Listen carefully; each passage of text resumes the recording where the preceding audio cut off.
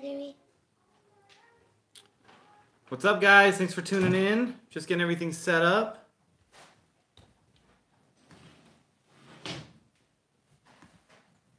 Perfect. So thank you guys for tuning into the channel today. It's Sunday, it's the day after a wedding, and we are doing some wedding related macro photography today. So while I get everybody in now, what I want to do is kind of show you guys how I shoot wedding rings at a wedding, and what I bring and what I look for, and that way when you guys are at a wedding, you can figure out what you need to look for, when to shoot it, and all that. Before we get started though, as everybody starts to arrive, go ahead and click the like button since you guys are here. Hopefully this will help you out in a little bit. And if you guys are new to the channel, subscribe. Other than that, you guys can always click the bell, and the bell up top will let you know when I show up and when I start streaming and when I upload videos. That'd be greatly appreciated. Thank you guys so much for the 1K. I surpassed it a few days ago, so I'm super, super happy, super excited. Continue sharing the channel, helping it grow. The next goal is gonna be 10K. Hopefully it doesn't take a year to get there, but if it does, I'm gonna stay here with you guys and make that happen. So what we're gonna do today, guys, is I just shot an amazing wedding yesterday at Plumpjack. Up in Squaw, and as I was shooting the rings, I had to shoot it in an area where everybody was, so it made it a lot more difficult for me to actually try to be creative and do some things when people are watching, just because I do some things with the rings that are usually questionable, and this way we didn't have to worry about it too much. Comment below, let me know what you guys do when you shoot the wedding rings and when you guys shoot it, and if you guys have any questions as I kind of go, I'm just going to kind of ramble on and get set up. Try to do this all in a half hour and go over everything. So question it, and I'm going to pretend that you guys are here, but not here, but I'll watch the comments right here on the side. And I would love to upload these photos for you guys later, so that way you can see everything that's happening, the final product. So I'll do another video of this live stream, but I'll condense it and show you guys kind of the after photos. I shoot wedding rings 2 times. So I shoot the wedding rings during the before the getting ready. So what happens is I have a part of my timeline that says bride gets ready. I'll take the rings together and I'll shoot them more in a natural light setting, and then the other time is during the reception. I like shooting the wedding rings during the reception because I have a plethora of stuff to use, whether it's flowers, table decor, candles, cookies, donuts, anything that they may bring. This video is not choppy and great quality. Good. I thought you were going to say it was choppy. I was about to kick somebody in the face. Thank you. I'm actually just using my iPhone now. Instead of using all the gear that I bought and had, returned everything, I'm just on my iPhone now. It's fine. Just on my iPhone now. So yeah, it's just regular iPhone. You know, they try to sell all this stuff, but it works. During the reception, I have plenty of stuff, and I have a little bit more time to shoot it, and the bride and groom have it. So basically, I just walk up to them and say, guys, can I borrow your rings? Grab the rings, get everything set up, and we go. A few things that I bring that I have with me already are always going to be my camera. So I'm using a 5D Mark IV. You guys use anything you want with a 100 L series macro. L series macro. It's 100. It's a macro lens. I only use this for details. I shoot as part of the shoes, and I shoot rings with this. It's the only reason I spent $1,000 at the time on this amazing piece of glass. You guys can get it for a lot cheaper, but any macro ring would work totally fine. I like this because it shoots at f2.8, so I can shoot lower to blur out the background, or I can shoot it higher, of course. Even cheap macros will be able to allow you to do that. It's a hefty price to spend for just one part of the day, although technically this is a great portrait lens as well. I just don't use it for portraits. It's very, very loud of a lens, and you can hear all the parts moving as I focus. Let me keep adjusting this lens here for you guys. Boom. It's just loud. It's just always loud. And I don't like loud. Maybe I can just do this. That works. This is all we bring. And then the other things we bring are these LED lights. Any type of LED lights would work for you guys. These are, I'll find the link for these. I found these on Kickstarter. I don't think they exist anymore, and I actually have to buy new ones because they're starting to act weird. But if you guys are watching on this, I actually don't know if you can see the change. Oh, because that's off. but I can change the color of the lights to these. So it's orange. You guys can't really tell on this just because of the way the frame rate's hitting. But different colors do different things. There you go.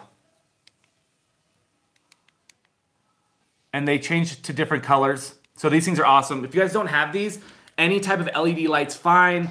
But get some LED lights, whether it's just a little pen light that you use for camping. If it changes colors, that's even a bonus, so you guys can get something a little bit cooler, a little bit different. So we use these lights is what I bring. And then the other things that I always have with me are usually like my iPhone or iPad. So it's the iPad mini. And then I always have my iPhone as well. So I'm using my daughter's iPhone today to show you guys what I do with this. I grab the rings, I grab all the stuff, I find a cool little corner that's usually dark because the reception time is going to be dark. So I find a little corner and then we set up our shots from then. So I'm going to kind of go through how I set it up and shoot and we'll kind of talk about it. The other thing I forgot, guys, is I get putty. This putty I've had for a long time and I have no better way to store it. So it's just putty that you get to, you kind of roll the balls up and throw them on the back of a print and throw them on your wall. That's what this stuff is. This is putty. So we use that, and what we do with this is it's a cheat for me to put under the ring. God. You put it on the bottom of a ring, and then you can put it on a surface, and it just stays there. Little cool trick there. I've been doing it for a while. I've been seeing other photographers do it too. I'm not actually sure where I learned it, but it's great. The only issue is that you have to Photoshop that putty out after. And just be ready for it. Cool, guys. 4 likes so far. Thanks, guys, for hanging. All right, I need to go a little bit wider on y'all, so hang with me for 2 seconds. Where is it? Where is it? Right there.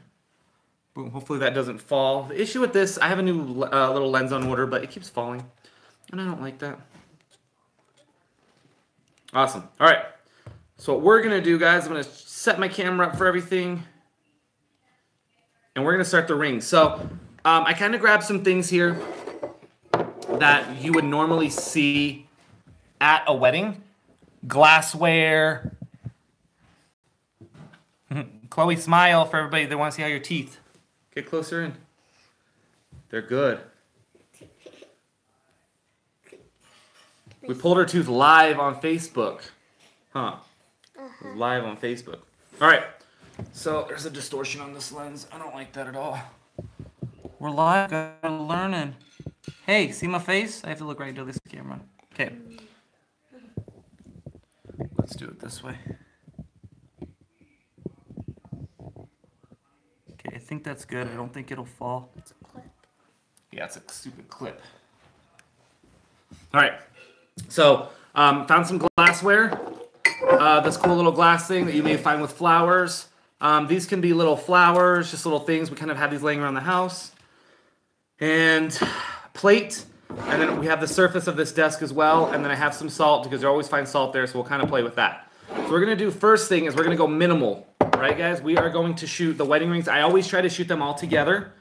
And we're going to shoot them just on the table. And you guys are going to see it backwards, so hopefully you guys work this out. The position of the rings doesn't really matter, guys. It's more of just what you guys like. I always focus on the diamond of the theoretically the engagement ring, not the wedding band. So that's my focus just because it has the most bling. But depending on the size of the fingers, you can't really do the same thing every time. So what we're going to do is we're just going to play. So I have my putty, and I am going to put some putty on the bottom of this ring because I need it to stand. So we're going to kind of rock that out, putty it out, and now it's standing.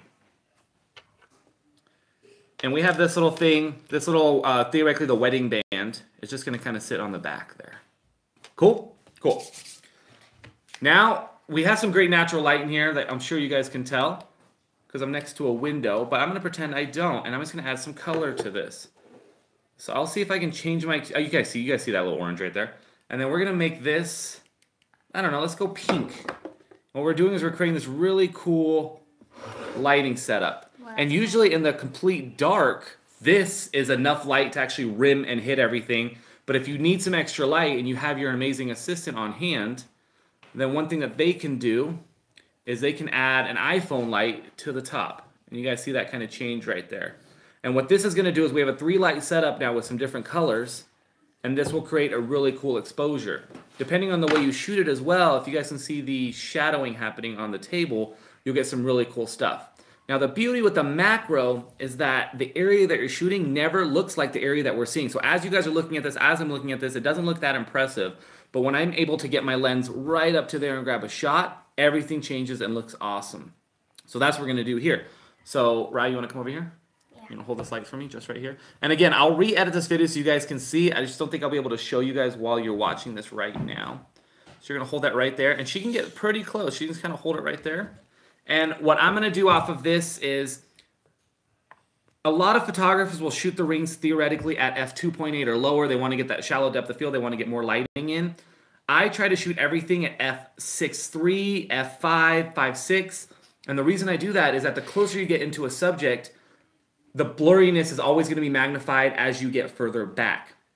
So even though I'm shooting at f6.3 on this ring today, everything's still going to get blurry depending on how far or close it is away from it, even if it's not f2. What happens is if you're shooting at f2, 2.8, you're just going to get one part of this diamond and everything else is going to blur and you're going to mess up the shot. So stop shooting at that low of f-stop if you do not have to. We get to control the light, and remember, we're shooting this at night. So if we're shooting this at night, then all this light is going to be magnified and look awesome. You can always raise your ISO. So I'm going to put my, I'm going to adjust everything to my f-stop. So I'm at f-stop 6.3, and I'm just going to do a light little focus on this. I shoot this at manual selection, 1-point autofocus. So that means that you're selecting just one point that you want to focus on. And I am very, very close to this thing. And I'm just going to adjust a few things. I have image stabilization on this lens, so I can shoot this fairly close and not have to worry about it. Oh, yeah. You know what? Let's just do this for them. And then they won't be able to see my face, but that's fine. Perfect. Perfect. I have another idea.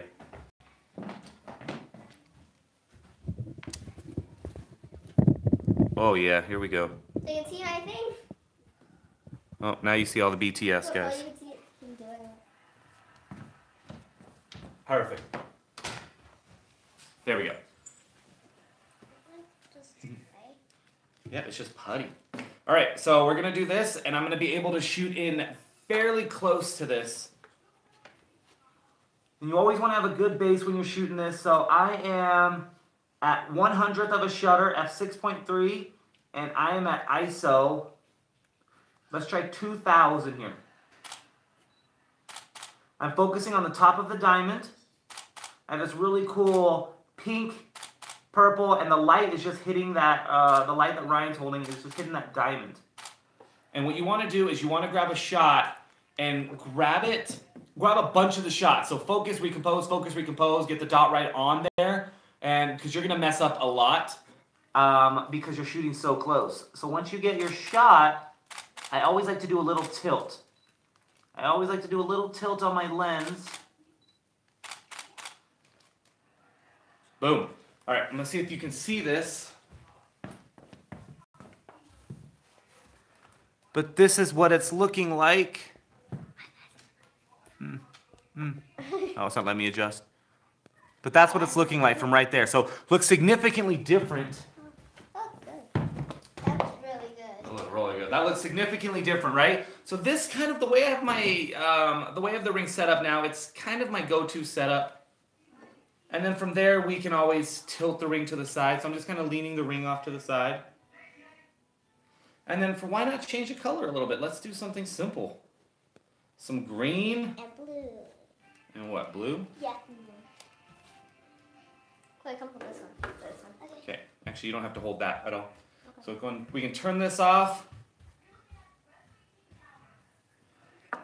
And then we're still on the table, so now we have the change of colors, and we're just going to keep adding to this. Usually it takes me about 10 minutes to shoot the rings in total, so let's get this going. If you guys have any questions or comments, let me know below. If you need me to move the angle, we can do that. And let me know how the audio is, because I have it as a shotgun mic right up top.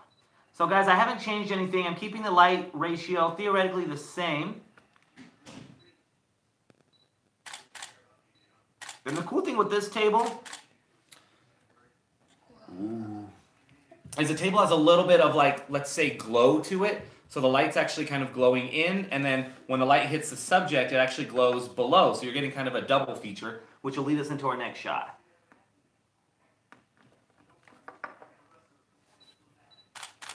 So the beauty of a macro is that you can get this close into something and get an amazing shot. If you guys aren't playing with macro photography, I highly recommend it, especially on your bored, no client days. Go and shoot some plants, some animals, whatever you want. All right. So what we're going to do now, guys, is we are going to play with everybody has an iPad. Ring shots are fun, a good way for you just to chill out and relax. This is great advice. I'm doing my 3rd wedding in a few months. Need all the tricks I can get. Yeah, and these are fun little tricks. So, you know, putty costs, what, $2? Any type of lighting. You don't have to have these color lighting. I have to look for new ones. So if I find new ones, I'll do a review for you guys. All right, guys. Now we're throwing in this iPad. I just care about anything with a reflective surface. It can be a piece of glass, a mirror, an iPad, an iPhone. Usually the bigger the surface, the easier it is for you guys.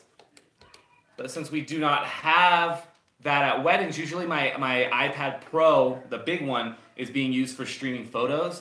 This one, I always have my iPhone with me, so I can always throw my iPhone down and do this.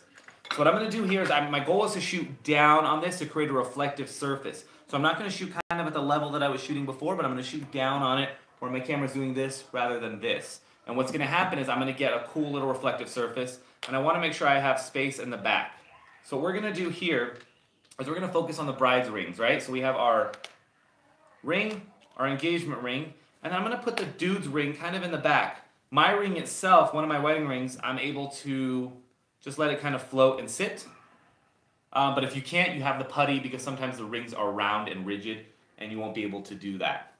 We're going to take our 2 main sources of light here. I'm going to throw one on the front and one kind of to the side. My setup is always 45 degrees both ways if I can. If I need to, my assistant can be up here doing stuff. Make sure the glass is clean. I'm looking at this right now and it's not too clean, which is fine right now. All right, guys, we're getting through this here. So we're going to shoot down on it just a little. Just going to get my focus here. I haven't changed my settings yet. I haven't needed to. But this is looking awesome.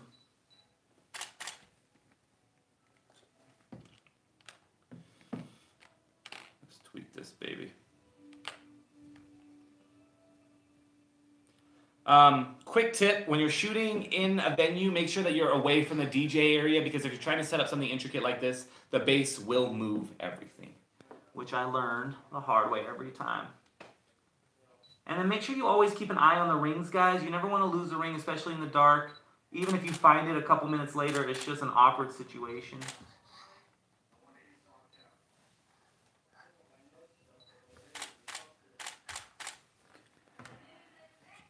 Boom. Okay. So, since I have the light source so close and it's a reflective surface, we get this really kind of cool reflective spot right there. So if you guys kind of see the ring looks like it's reflective, my ring's just in the back as a little detail, but that's exactly what we're going for. Simple, simple shots, right? Now we're going to play with a little bit of creativity. So the first 3 that we did were kind of our go-to shots. Remember, like I always say, you need to get your go-to shots before you get your epic shots or shots that you may love, but not everybody else may love, right? You never want to deliver something to a client that you're super excited about and they go, cool, because we look at photography a lot different than other people look at photography. So we always want to remember that, guys. Always remember that. You never want to go, I'm going to get a shot of you swooping your dress around, and the bride goes, do you have a picture of me just like looking at the camera smiling? And you're like, crap, the whole time I forgot that. So get your go-to shots first, the ones that they want, they love, they need, and then you have a time to play. Yeah, I'll send you a link to those lights, but I have to find it first. I got it off Kickstarter, and I actually don't know if they actually succeeded after Kickstarter. They sent me this. Maybe they have better ones now, so I'll look for it, and I'll put the link in the description on the new edited video, but I'll see if I can find those, so I'm going to look for those after I do this video. All right, iPad is going, right? So, I have a plate. I have a ring. So here's what I want to do with this, guys. I want to stand the rings up and do something cool. So you're far, you'll get it. Actually, Let me bring it closer and you guys can just watch my hands.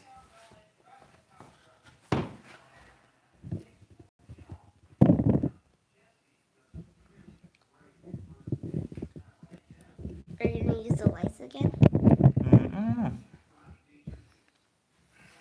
Okay. So what we're going to do is we're going to kind of do a multitude of things. So I'm going to throw a little bit of putty here. The littler amount, the better. You know, the exposure on the YouTube app isn't that great. I can't really tell, but it looks overexposed. And the dude's ring's going in the middle. We're going to grab some Mo putty.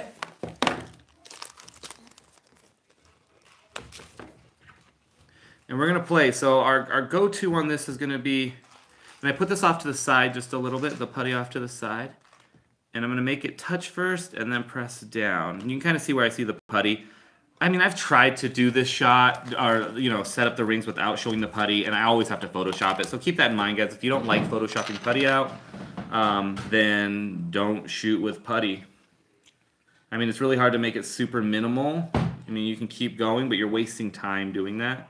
And with weddings, sometimes we don't always have all the time in the world, especially when you have the bride and groom's newfound wedding rings.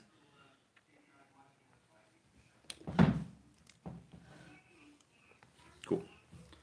So I have my ring standing up. I'm going to be shooting it kind of like this.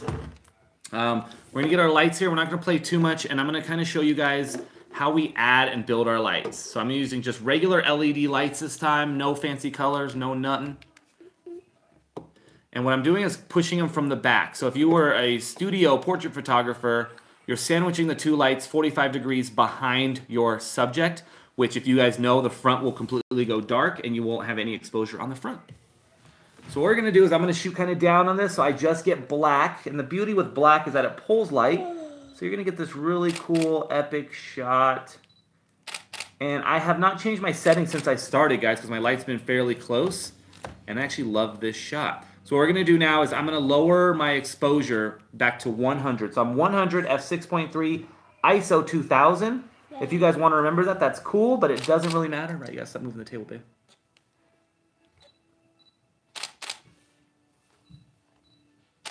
Beautiful. And what I'm doing, guys, is I am actually moving my focal points instead of focusing and recomposing since I am so close. Okay, let me show one to you guys here. Now I'm just kind of playing. Cool. That's what that looks like. That glow on the side is from the light hitting, and I love that glow. All right, so now we're going to add to this. We're going to enhance this a little bit while we have the rings there. So I have these cool little plants here, and what I'm going to do is just kind of fish them through the rings. And remember what I said, everything behind is going to go into blur or bokeh, so we're not worrying too much, but I like shooting through things. So I'm going to kind of put a light here to the side, or I'm sorry, a plant to the side. So I'm actually going to shoot in between here is my goal. Let's do that. And we're going to get a completely different vibe of this photo. So the beauty with macros is that you can get super close. The hard part is that it doesn't always focus where you need it to.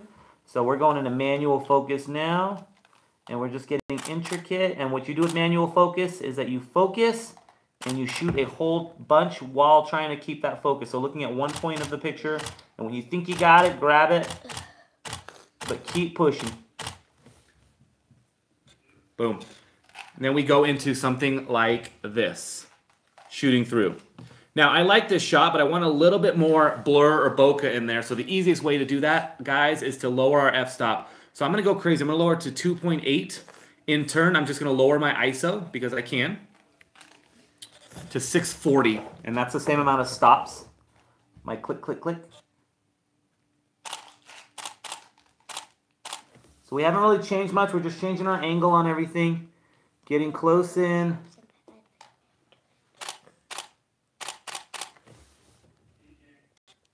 And then we just create more bokeh, shooting through things. And we just get this really pretty kind of glow of the little plant that's there. Yep, I know. I already said something back there.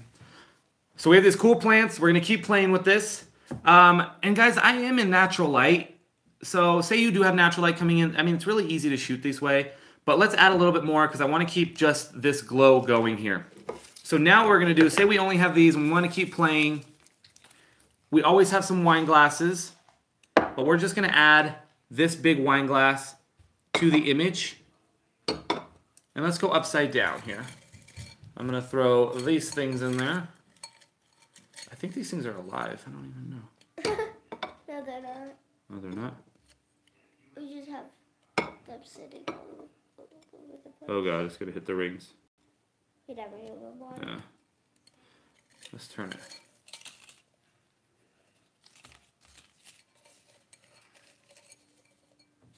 I think these things are bought at West Elm, if you guys need those. But like I said, I only use things that are at the weddings because it brings a little bit more personality into their wedding. All right, so you guys can't really see the rings. I have the ring in the same spot, so this is kind of the reverse here. That looks good. Cool. So now what I'm going to do is I'm going to throw a light behind. I have a light glowing from behind. And I'll show you guys what it looks like since I leave it on the plate. And then I'm going to throw one light to the side. All right, let me try to move this without moving the lights. Ah! Perfect. Don't watch it right now, babe. We can't double stream like that. Perfect. So we got that going, right? So we're going to create this really cool glow. I'm going to shoot it just like that.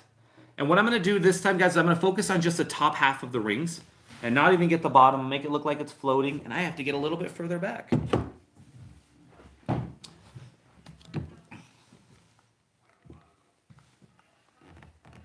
The beauty with like these cool LED lights, if you guys are getting stuff like this, is that if the shape of the LED lights are cool, then it works on the image as well. For instance, these LED lights have little dots everywhere, so it works pretty awesomely. Just like this, guys. Oh, I love that. I need to get a good shot so I can show you guys. So I'm just going to adjust a couple things here. I love glass because you can manipulate it and shoot through it and play with it. And I'll go through another tutorial on using strobes with shooting sight. Actually, let's bring this down. I'll go to a tutorial on using strobes with hey Pat. I'll go on a tutorial using strobes with the with ring shots because then you can actually freeze frame water.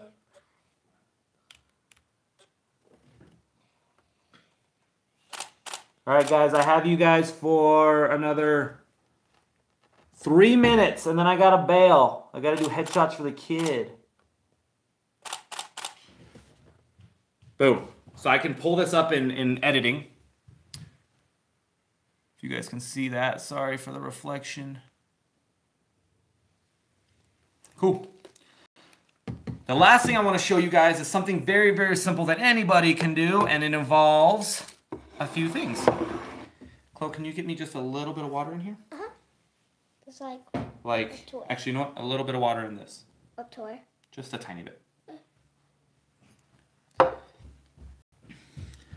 I love using glass. I love using texture. Oh, this is going to be useful when I shoot my best friend's reception. Yeah, buddy, it totally will be.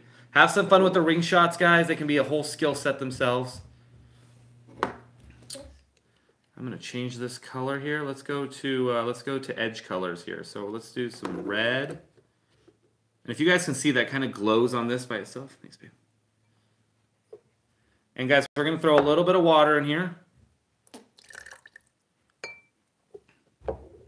And we're going to lean this down. That might even be too much water. Yep.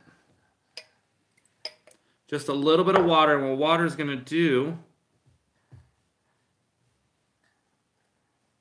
it's going to enhance our light just a little bit. Cool. And create a cool little glow, right? So as much water as you can so it comes to the edge. And you don't get everything wet.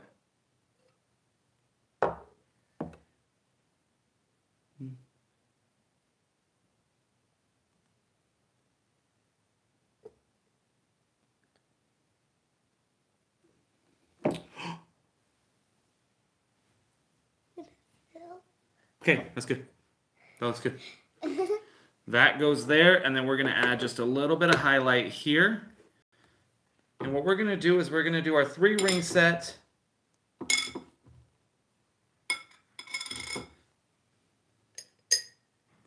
And we're just going to push the rings into here. I always focus on the girl ring and then do the guy ring. When I am shooting them individually, though, like before, I do individual shots of the rings. That way we kind of get it for their details. So we're going to put the rings right into there. We have the water kind of floating, glowing on it. Just making sure not to get too dirty. Cool. And again, if you guys are shooting this during the day, you'll get some cool ambient light. If you're shooting this at night, it'll be completely dark. And you'll get this really kind of cool. So we're going to shoot this very low onto here almost. But I need to get back.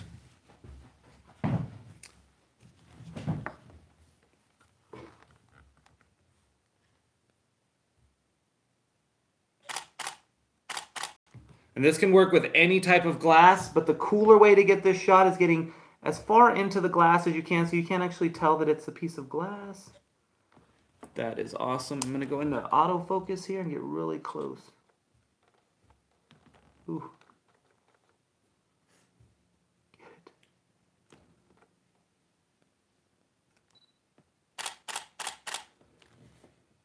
Boom. Loving it. Loving it. Let's go into full.